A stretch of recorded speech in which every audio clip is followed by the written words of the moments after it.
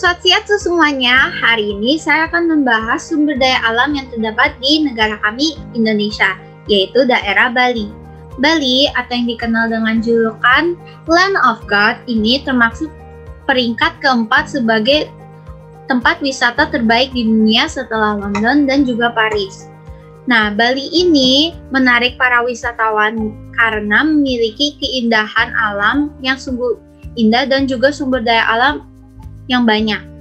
Maka dari itu, hari ini saya akan membahas satu persatu apa saja sumber daya alam yang terdapat di Bali dan juga apa saja upaya dan juga permasalahan yang ada di Bali. Lanjut. Pertama-tama ada peta. Nah, bisa kita lihat Bali ini tidak sebesar island-island yang lain. Walaupun Bali ini termasuk tidak besar, tetapi Bali memiliki banyak sekali sumber daya alam dan objek wisata yang dapat kita kunjungi. Nah, Bali ini memiliki total kabupaten dan kota 9, yaitu 9 kabupaten dan juga 1 kota. Kondisi geografis. Secara geografis, Bali terletak di 8 derajat 25°3 lintang selatan dan 14:55 bujur timur yang membuatnya beriklim tropis seperti bagian Indonesia yang lain. Nah, karena beriklim tropis sehingga para wisatawan yang dari luar negeri biasanya datang pada bulan Desember ataupun Januari, karena pada bulan itu para wisatawan yang tinggal di Eropa biasanya sedang mengalami musim dingin. Luas wilayah Provinsi Bali adalah atau 5.636,66 km persegi atau 0,29% dari negara Indonesia, luas negara Indonesia. Sumber daya kehutanan. Nah, di sumber daya kehutanan di Bali ini kira-kira ada 11% dari luas dataran. Nah, luas hutan tersebut kurang lebih 113.356 hektar. Hutan tersebut sangat diwajibkan untuk dijaga kelestariannya demi terlindungnya lingkungan di sekitar. Karena luasnya yang besar, sehingga hutan-hutan di Bali ini merupakan salah satu keindahan dan juga salah satu paru-paru di dunia.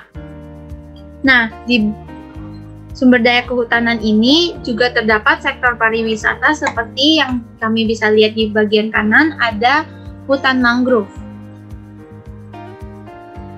Sumber daya tambang. Nah, sumber daya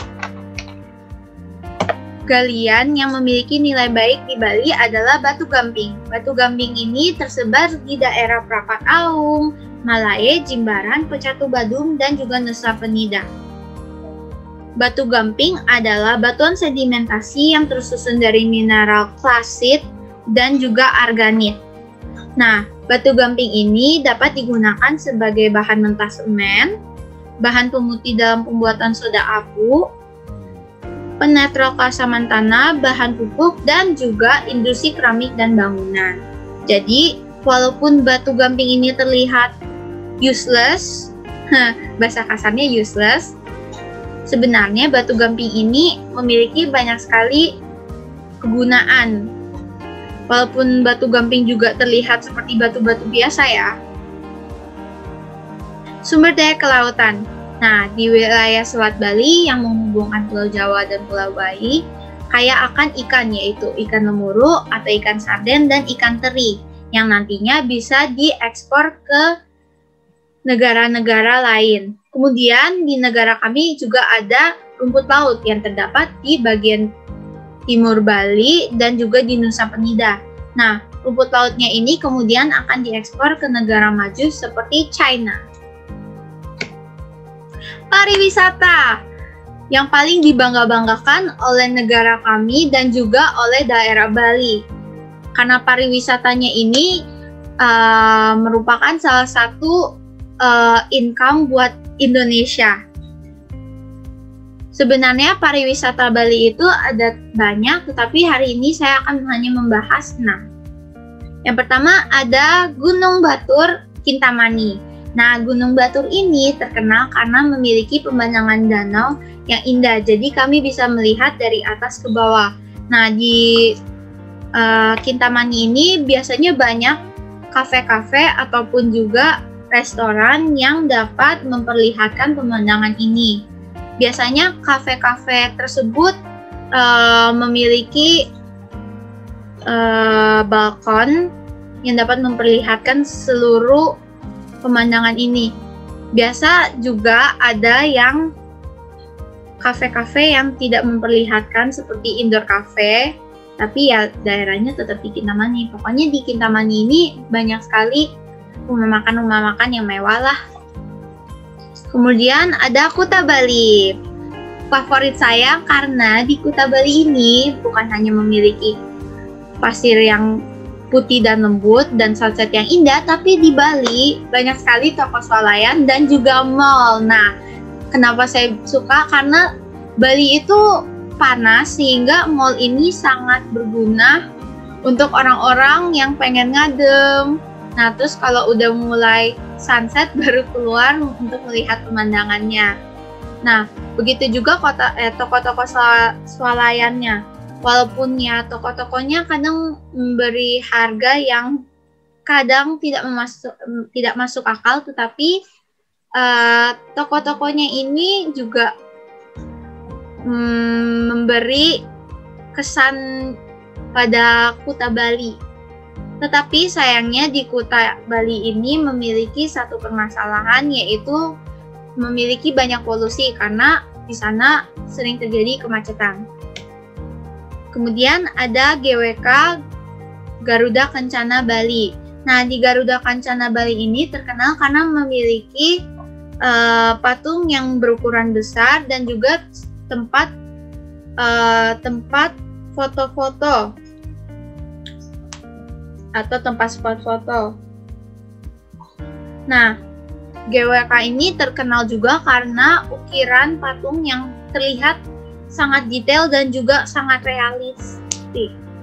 Nah, di GWK ini tempatnya itu cukup luas dan terdapat banyak sekali patung-patung, ini salah satunya. Nah, tempatnya itu banyak tempat-tempat foto-foto yang walaupun tidak ada patungnya tapi ya tempatnya bagus.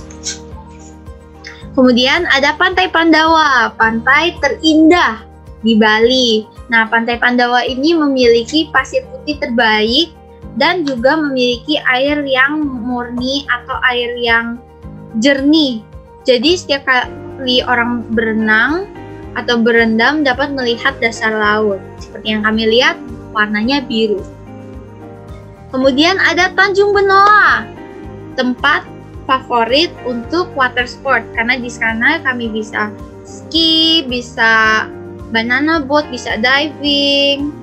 Nah, di sana juga ada terdapat kapal yang dapat mengantarkan kami ke pulau kecil di mana terdapat banyak penyu dan binatang reptil-reptil lain. Nah, biasanya estimasi perjalanannya itu cuma sekitar 15 menit. Tapi di sana kami dapat merasakan angin laut dan juga mencium bau-bau dari laut ini. Kemudian yang terakhir ada Pantai Seminyak atau pantai dengan fasilitas mewah. Biasa orang luar negeri itu sering ke sini karena bagi mereka ini termaksud tempat yang mewah dan juga murah. Potensi sumber daya alam. Nah, potensi sumber daya alam yang bisa dimaksimalkan kembali salah satunya adalah sektor pertanian. Luas persawahan di Bali ini cukup luas. Yang pertama adalah 81.210 hektar. Lalu yang kedua di Kabupaten Tabanan mencapai kurang lebih 22.490 hektar. Jadi tidak heran dong kalau orang pada menyebut Tabanan sebagai lumbung berasnya Bali. Peringkat kedua yang diduduki oleh wilayah Gianyar yang memiliki luas lahan persawahan 14.896 hektar. Dan yang peringkat terakhir Denpasar yang memiliki luas lahan 2.768 hektar. Saya mau ralat, maksud saya itu 81.210 hektar itu total dari semua lahan pertanian di Bali. Nah, jadi di Bali ini memiliki potensi pertanian yang cukup baik, seperti contohnya ini sebagai lumbung beras atau tempat mengekspor beras ke luar negeri. Nah, dalam setiap daerah pastinya bakal ada permasalahan. Nah, di Bali ini ada bermacam-macam permasalahan. Yang pertama itu, di Bali itu macet dan banyak polusi. Seperti yang saya sudah bilang tadi di Kuta Bali. Kedua, ada ancaman kekurangan air baku untuk irigasi maupun air minum dan alih fungsi lahan pertanian. Ketiga, tingginya abrasi yang mengancam pantai-pantai indah di Pulau Bali. Keempat, ancaman sampah plastik yang berlebihan. Dan kelima, kerusakan lingkungan bencana alam seperti erupsi, gunung berapi, longsor, dan eksploitasi. Yang kedua, tingginya abrasi. Karena pantai di Bali itu ada banyak, sehingga tingkat abrasi itu cukup tinggi. Nah, yang kedua, ancaman sampah plastik yang berlebihan. Karena di Bali ini banyak toko swalayan yang berjualan souvenir, otomatis banyak sekali yang harus menggunakan plastik agar dapat membawa pulangnya. Nah, biasanya ya, kadang orang-orang tuh suka buka, lalu buangnya sembarangan.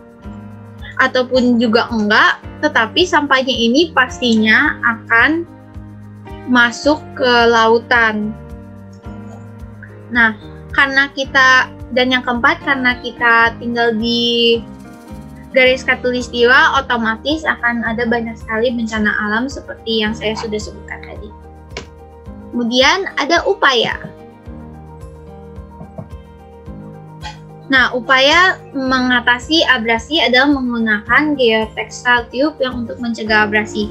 Jadi geotextile tube ini adalah bantalan yang dijahit bersamaan agar dapat dimanfaatkan dan menggantikan batuan-batuan. Jadi geotextile tube ini lebih aman karena dia bentuknya itu seperti kain yang menutupi. Dan juga karena dia ini kain yang kuat, sehingga air itu tidak dapat melakukan abrasi lagi kepada tanah yang di sana. Kemudian menanggulangi longsor dengan cara mengurangi penebangan pohon atau mengecek retakan pada tanah. Jadi karena pastinya ada longsor, jadi pemerintah mengecek retakan pada tanah. Karena di Bali itu kan terkenal dengan pariwisatanya. Jadi pemerintah Bali itu susah kan untuk memberhentikan villa-villa yang sedang dibangun. Jadi upayanya adalah dengan mengecek retakan pada tanah. Jika tanah itu tidak kuat, akan diberhentikan. Kemudian untuk menanggulangi eksploitasi berlebihan, pemerintah melakukan pengambilan SDA yang tidak berlebihan, memberikan pemahaman akan pentingnya menjaga ekosistem dan membangun hutan konservasi dan hutan lindung.